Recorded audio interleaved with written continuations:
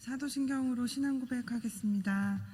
전능하사 천지를 만드신 하나님 아버지를 내가 믿사오며 그 외아들 우리 주 예수 그리스도를 믿사오니 이는 성령으로 잉태하사 동정녀 마리아에게 나시고 본디오 빌라도에게 고난을 받으사 십자가에 못 박혀 죽으시고 장사한 지 사흘 만에 죽은 자 가운데서 다시 살아나시며 하늘에 오르사 전능하신 하나님 우편에 앉아 계시다가 저리로서 산 자와 죽은 자를 심판하러 오시리라. 성령을 믿사오며 거룩한 공예와 성도가 서로 교통하는 것과 죄를 사하여 주시는 것과 몸이 다시 사는 것과 영원히 사는 것을 믿사옵나이다. 아멘. 찬송가 208장 부르시겠습니다. 찬송가 208장입니다.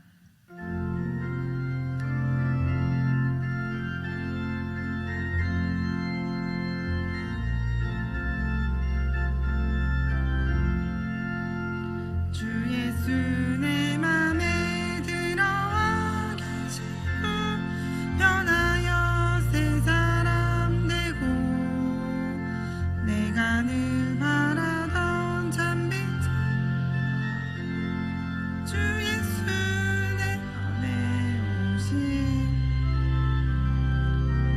주 예수 내 맘에 오신 주 예수 내 맘에 오신 물밀듯 내 맘에 기쁨이 넘치는 내 맘에 오신 주 예수 내 맘에 들어 계시는 망령된 행실을 끊고 머리털보다 더 많다 내 죄가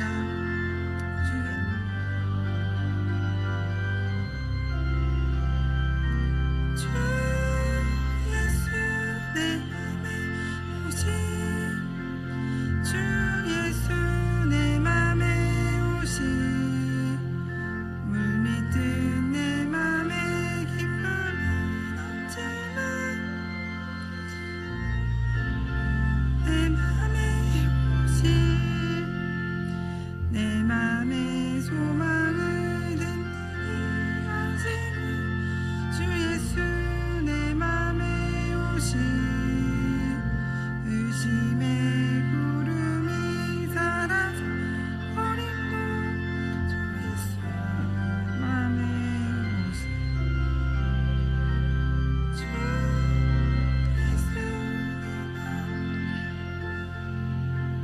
주 예수 내 맘에 오신 물밀듯 내 맘에 기쁨이 넘치는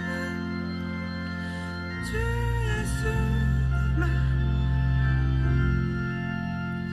사망의 음침한 골짜기 가다가 밝은 빛 고련히 보고 저 멀리 하늘문 하나 주 예수 내 맘에 오신 주 예수 내 맘 주 예수 내 맘에 오신 물밀듯 내 맘에 기쁨이 넘치는 내 맘에 오신 나 이제 전성에 올라가 살기는 주 예수 내 맘에 오신 전성을 향하여 내 길 가리니 그 기쁨 비길 데 없네 주 예수 내 맘에 오신 주 예수 내 맘에 오신 물밀듯 내 맘에 기쁨이 넘치는 주 예수 내 맘에 오신 아멘. 오늘 하나님께서 이 새벽에 우리에게 주시는 말씀은 시편 30편입니다. 시편 30편 1절부터 12절까지 말씀을 다 함께 읽도록 하겠습니다. 여호와여, 내가 주를 높일 것은 주께서 나를 끌어내사 내 대적으로 나를 인하여 기뻐하지 못하게 하심이니이다. 여호와 내 하나님이여, 내가 주께 부르짖음에 나를 고치셨나이다. 여호와여, 주께서 내 영혼을 음부에서 끌어내어 나를 살리사 무덤으로 내려가지 않게 하셨나이다. 주의 성도들아, 여호와를 찬송하며 그 거룩한 이름에 감사할지어다. 그 노염은 잠깐이요 그 은총은 평생이로다. 저녁에는 울음이 기숙할지라도 아침에는 기쁨이 오리로다. 내가 형통할 때에 말하기를 영영이 유동치 아니하리라 하였도다. 여호와께서 주의 은혜로 내 산을 굳게 세우셨더니 주의 얼굴을 가리우심에 내가 근심하였나이다. 여호와여, 내가 주께 부르짖고 여호와께 간구하기를 내가 무덤에 내려갈 때에 나의 피가 무슨 유익이 있으리요. 어찌 진토가 주를 찬송하며 주의 진리를 선포하리이까. 여호와여, 들으시고 나를 긍휼히 여기소서. 여호와여, 나의 돕는 자가 되소서 하였나이다. 주께서 나의 슬픔을 변하여 춤이 되게 하시며 나의 베옷을 벗기고 기쁨으로 띠띠우셨나이다. 이는 잠잠치 아니하고 내 영광으로 주를 찬송케 하심이니 여호와 나의 하나님이여, 내가 주께 영영히 감사하리이다. 아멘. 오늘 본문인 시편 30편은 슬픔을 변하여 춤이 되게 하신 하나님의 은혜를 기억하며 기리며 쓴 찬양시입니다. 본문의 표제는 성전 낙성가로 성전 낙성식에 사용되었습니다. 다윗은 여러분도 잘 아시다시피 성전을 건축한 일은 없습니다. 다윗은 성전 건축하기를 소원하였지만 하나님은 다윗에게 성전 건축을 허락하시진 않았습니다. 그러므로 본시는 성전 낙성시를 염두에 두고 지어진 시라고 볼 수는 없습니다. 사실 본시는 그 내용에 있어서도 성전 건축과는 아무런 연관성이 없습니다. 그럼에도 불구하고 성전 낙성가라는 표제를 갖게 된 것은 바벨론 포로 귀환 후에 재건된 성전 봉헌식인 BC 516년에 신구약 중간 시대의 시리아의 안티오커스 에피파네스 4세에 의해 유린당한 성전을 마카비가 중수하여 재봉헌한 때 BC 164년에 성전을 봉헌하는 유대인들의 심정이 잘 반영되어 있다고 여겨진 이 성전 시편 30편을 감사 찬양시로 선택하여 낭독하였기 때문으로 여겨집니다. 시편 30편의 구조를 한번 살펴보겠습니다. 1절부터 3절은 중한 질병에 걸려 무덤의 문턱까지 내려갔던 시인이 하나님의 은혜로 고침을 받은 것을 회상하며 부르는 감사의 노래로 봅니다. 4절부터 5절은 시인이 회중을 향하여 하나님의 노염은 잠깐이고 그 은총은 영원함을 인하여 하나님께 감사 찬양하는 일에 동참할 것을 촉구하는 내용입니다. 6절부터 12절은 시인이 교만으로 인해 하나님의 노염을 사서 중한 질병에 걸려 죽음의 위기에 처하였다가 하나님의 은혜로 구원받고 기쁨을 회복하게 되기까지의 경위를 소개하며 하나님께 영원히 감사 찬양을 드릴 것을 다짐하는 내용으로 이렇게 세 개의 구조로 나눠서 볼 수 있습니다. 오늘 시편 30편의 말씀을 통해서 우리에게 영적인 교훈 세 가지를 한번 생각해 보도록 하겠습니다. 첫 번째로, 성도의 위기는 하나님의 극적인 은혜를 체험할 수 있는 기회입니다. 성도의 위기는 하나님의 극적인 은혜를 체험할 수 있는 절호의 기회입니다. 2절과 3절의 말씀을 같이 한번 읽어보도록 하겠습니다. 여호와 내 하나님이여, 내가 주께 부르짖음에 나를 고치셨나이다. 여호와여, 주께서 내 영혼을 스올에서 끌어내어 나를 살리사 무덤으로 내려가지 아니하게 하셨나이다. 지금 본문의 다윗은 어떤 상황에 놓여 있습니까? 다윗은 자기 영혼이 음부에 있다고 말합니다. 자기를 무덤에 내려가는 자로 말하고 있습니다. 다윗은 죽음의 위기에 직면해 있었습니다. 근데 이러한 다윗은 이러한 상황에서도 하나님께 소망을 두고 부르짖고 있습니다. 하나님이 다윗의 영혼을 음부에서 끌어내어서 살리셨습니다. 무덤으로 내려가고 있던 다윗을 건져주셨습니다. 다윗은 이러한 극적인 구원의 은혜에 대해 얼마나 감격하였습니까? 그는 이 구원의 은혜가 너무 감격스러워 본시를 지어 하나님을 찬송하며 영영토록 하나님께 감사하겠다고 다짐합니다. 하나님은 당신의 영광을 위해 주님을 의뢰하는 자들을 위기에서 건지신다는 사실을 살펴보였습니다. 우리가 이러한 위기에 처하게 될 때 낙심하고 절망해야 합니까? 우리는 그러한 위기를 도리어 하나님의 극적인 은혜를 경험할 수 있는 기회로 삼아 하나님을 더욱 믿고 의뢰해야 합니다. 하나님께서 자신을 구원하시도록 기도하고 기다려야 합니다. 지난번 담임 목사님 말씀에서 출애굽 사건을 말씀해 주셨는데 이 홍해에 이르렀을 때의 상황을 생각해 보겠습니다. 앞에는 홍해가 가로막고 있고 뒤에는 애국 군대가 달려들고 있습니다. 이스라엘 백성들은 오도 가도 못한 채 아무런 구원의 소망도 가질 수 없습니다.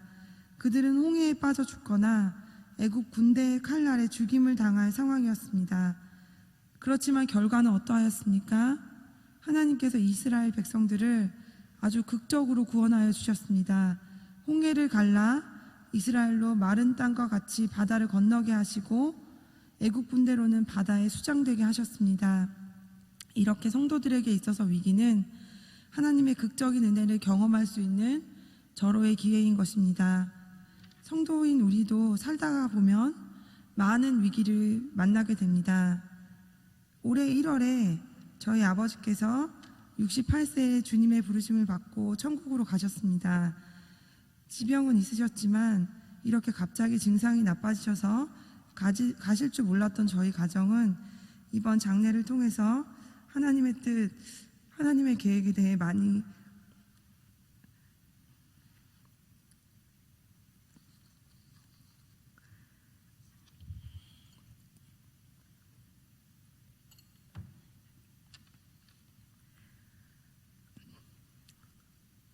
묵상해 보게 되었습니다. 친정에는 딸이 저희 언니와 저 이렇게 둘이 있었는데 이게 둘째 딸이면서 저는 작년 10월에 시온성교회에서 안수를 받고 저희 남편도 김한태 목사님이신데 장례를 치르면서 기독교식으로 준비하고 예배를 드리며 친척분들에게 주님을 믿기를 권면해 드릴 수 있는 기회를 하나님께서 주셨습니다. 이를 계기로 지난 오랜 시간 동안 예수님 믿음으로 인해서 소원해지고 멀어졌던 친척들에게 하나님의 마음으로 안부를 전하고 천국 복음을 전할 수 있는 시간을 가질 수 있게 되었습니다. 네, 아버지가 곁에 없으셔서 볼 수 없고 목소리를 들을 수 없는 것은 마음이 아프지만 이보다 천국에서 주님과 함께 고통 없이 눈물 없이 계시기에 아버지에게는 더 좋은 것이라 받아들여집니다. 네, 원수들로 인한 위기, 질병으로 인한 위기, 경제적인 문제로 인한 위기들은 우리를 수많은 낙심과 절망으로 인도하게 됩니다. 이러한 성도들의 위기는 하나님의 어디 계신가 하는 고민이 들 때가 많이 있습니다. 하지만 이러한 위기는 하나님을 극적인 은혜로 체험할 수 있는 기회인 줄 알아서 우리가 낙심하거나 절망하지 않고 하나님께 간구하는 가운데 더 큰 소망을 가져야 되기를 소망합니다. 우리가 보기에 절망적인 상황도 하나님 보시기에는 아무것도 아닙니다. 하나님은 하나님 원하시기만 하면 언제든지 하나님께서 상황을 역전시킬 수 있는 능력을 가지신 분이십니다. 고린도후서 1장 9절의 말씀을 한번 같이 찾아보겠습니다. 고린도후서 1장 9절입니다.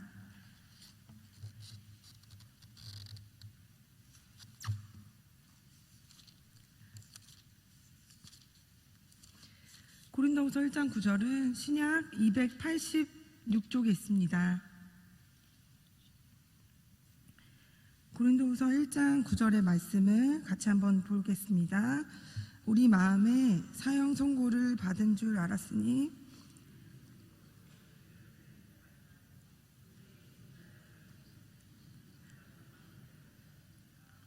아멘. 우리 마음에 사형 선고를 받은 줄 알았으니 이는 우리로 자기를 의뢰하지 말고 오직 죽은 자를 다시 살리시는 하나님만 의뢰하게 하십니다. 아멘. 두 번째로 오늘 본문의 말씀으로 우리가 생각해 볼 하나님의 교훈은 간증이란 자신을 숨기고 자신에게 역사하신 하나님의 영광을 드러내는 일이라는 것입니다. 4절의 말씀을 시편 30편의 4절의 말씀을 같이 한번 읽도록 하겠습니다. 주의 성도들아 여호와를 찬송하며 그의 거룩함을 기억하며 감사하라. 4절에서 다윗은 하나님이 자기에게 하신 일을 말한 후에 주의 성도들을 향해 함께 여호와를 찬송하며 감사할 것을 권면합니다. 여기서 주의 성도들은 하나님을 신실하게 사랑하고 헌신된 자들을 가리킵니다. 그런데 4절에서 우리는 저자의 모습은 발견할 수 없고 오직 다윗이 자신에게 역사하신 하나님을 드러내는데 초점을 맞추고 있는 것을 발견할 수 있습니다. 더 나아가 다윗은 자신뿐 아니라 온 회중들이 구원의 하나님을 보며 찬송할 수 있도록 유도하고 있음을 알 수 있습니다. 간증은 특별한 사람들만 하는 것이 아닌 예수님을 믿고 구원받은 성도라면 누구나 간증할 수 있습니다. 왜냐하면 간증의 목적은 자신의 능력을 드러내는 것이 아니라 자신에게 역사하신 하나님을 드러내고 높이는 데 있기 때문입니다. 간혹 우리는 간증을 통해 하나님의 위대함을 드러내기보다 자신의 능력을 드러내어 다른 사람들의 마음을 위축되게 만드는 자들을 봅니다. 이런 경우 하나님은 드러나지 않고 그 사람의 위대함만이 드러납니다. 이것은 잘못된 간증입니다. 간증은 철저히 자신을 숨기고 하나님의 영광을 드러내는 것이 되어야 합니다. 간증은 자기 자랑이 아닙니다. 다니엘을 생각해 봅시다. 동료들에게 모함을 받아 사자굴에 갇혔습니다. 막강한 권력을 가진 다리오 왕이 심히 근심하며 구원하려 했지만 구원할 수 없었습니다. 모든 사람들, 심지어 다니엘 자신조차 사자의 먹이가 될 거라 생각했지만 다음날 왕인 사자굴 앞에 다니엘을 불렀을 때 다니엘은 나의 하나님이 이미 그 천사를 보내 사자들의 입을 봉인하셨으므로 사자들이 나를 상하지 아니하였다라고 고백하였습니다. 다니엘을 통해 다리오 왕은 다니엘의 능력을 본 게 아니라 다니엘에게 역사하신 하나님을 보게 되었고 만나게 된 것입니다. 우리의 간증도 이렇습니다. 하나님의 위대하심과 능력을 많이 체험하여 사람들에게 그것을 증거하고 많은 은혜를 끼치시기를 소망합니다. 자신은 보이지 않고 하나님만 드러나게 하시기를 바랍니다. 고린도전서 15장 10절에서는 사도 바울은 그러나 나의 나된 것은 하나님의 은혜로 된 것이니 내게 주신 그의 은혜가 헛되지 아니하여 내가 모든 사도보다 더 많이 수고하였으나 내가 아니요 오직 나와 함께 하신 하나님의 은혜로다 라고 표현하고 있습니다. 세 번째로 영적인 교훈은 진심으로 회개하는 자에게는 하나님은 회복의 은총을 베푸십니다. 오늘 시편 30편의 11절 12절의 말씀을 같이 한번 읽어보도록 하겠습니다. 시편 30편의 11절 12절의 말씀입니다. 같이 읽어보겠습니다. 주께서 나의 슬픔을 변하여 춤이 되게 하시며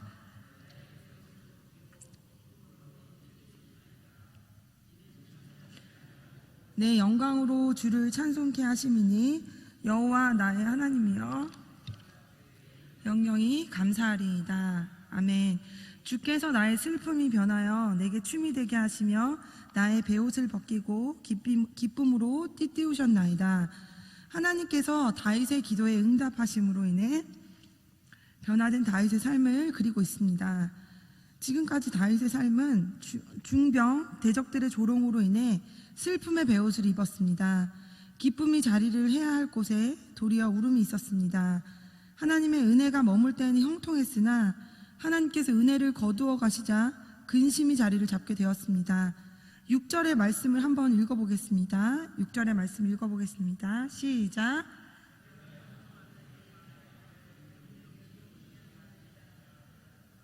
다윗은 이러한 자신의 삶의 변화가 자신의 교만 때문이라는 것을 6절을 보면 깨달았습니다.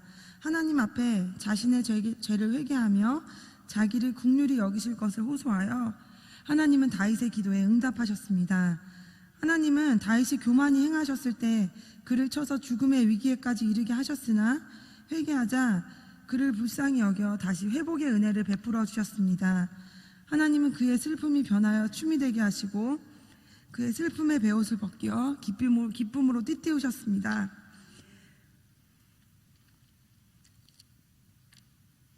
울음이 가득한 저녁은 가고 기쁨의 아침이 다시 찾아왔습니다. 이렇게 하나님은 진심으로 회개하는 자에 대해 그가 아무리 중한 죄를 짓고 그로 인해 징계가 심각하여 아무런 소망을 가질 수 없는 상태에 이르렀다고 해도 다시 회복시켜 주십니다. 우리의 삶의 범죄와 그에 대한 하나님의 징계로 인해 우리가 고통의 자리에 처할 때 두 가지 반응을 보입니다. 하나님을 원망하거나 또는 진심으로 회개하며 하나님의 긍휼을 회개하는 것이 호소하는 것입니다. 이 두 가지 반응은 그 반응이 서로 다른 만큼 전혀 다른 결과를 갖게 됩니다. 하나님을 원망할 때는 그 자리에서 회복될 수가 없습니다. 그러나 비록 범죄하여 하나님의 징계를 받고 있다 해도 베옷을 입고 하나님께 엎드린다면 그의 삶은 회복됩니다. 하나님은 우리가 회개하기만 하면 우리의 형편이 어떠하든지 다시 회복시켜 주십니다. 죽은 자와 같아도 하나님은 다시 일으켜 주십니다. 여러분은 하나님의 징계가 임할 때 자신의 죄를 회개하며 하나님의 긍휼을 호소하시기를 소망합니다.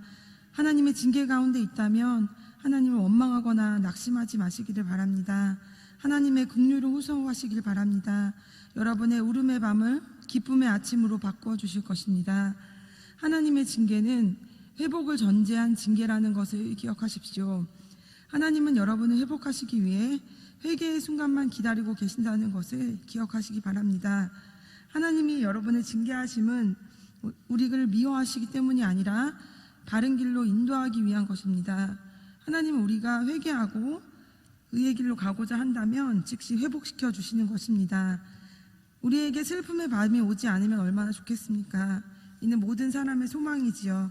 그러나 우리는 인생을 살면서 크고 작은 죄를 범하기 마련이고 그로 인해 원치 않는 슬픔의 밤을 맞을 수밖에 없습니다. 그러나 그러한 슬픔의 밤은 하나님의 징계에 대한 반응에 따라 길 수도 있고 짧을 수도 있습니다. 우리가 이 슬픔의 밤을 맞아 베옷을 입고 하나님의 엎드려 회개하기만 하면 슬픔의 밤은 지나고 기쁨의 아침이 도래하게 될 것입니다. 오늘 본문의 말씀은 시편 11편의 12절의 말씀을 메시지 성경으로 말씀드리고 오늘 말씀을 마치도록 하겠습니다. 주께서 내 하소연을 들으시고 내 격한 탄식을 소용돌이 춤으로 바꾸셨습니다. 내 검은 상장을 떼어내시고 들꽃으로 나를 꾸며주었습니다. 내 안에 노래가 차올라 가슴이 터질 것만 같습니다. 도저히 잠잠할 수 없습니다. 하나님, 나의 하나님, 감사한 이 마음 어찌 다 전할지 모르겠습니다. 같이 기도하겠습니다. 위기는 하나님의 극적인 은혜를 체험할 수 있는 절호의 기회임을 알아 원망으로 재짓지 않도록 인내의 마음을 주시기를 소망합니다. 하나님이 그러한 위기를 넘기게 하셨을 때 자신은 숨기고 자신에게 역사하신 하나님의 영광을 드러내는 믿음의 성도들이 되게 하여 주시기를 소망합니다.